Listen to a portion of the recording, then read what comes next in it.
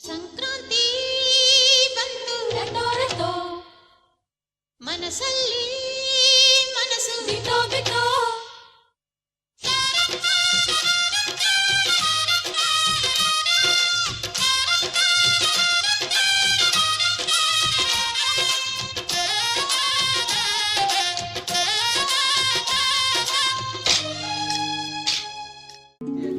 ಆಚರಿಸುವ ಏಕೈಕ ನಾಡು ಅಂತಂದ್ರೆ ಭಾರತ.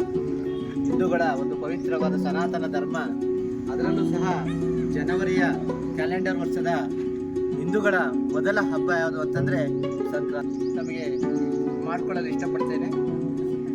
ಸಂಕ್ರಾಂತಿ ಹಬ್ಬ ಬಂದಿದೆ, ಸಡಗರ ತಂದಿದೆ. ಈ ದಿನ ಸಂಕ್ರಾಂತಿ ಹಬ್ಬದ ವಿಶೇಷವಾಗಿ ನಮ್ಮ ಶಾಲೆಯಲ್ಲಿ ಸಚೇತನ ಕಾರ್ಯಕ್ರಮದ ಅಂಗವಾಗಿ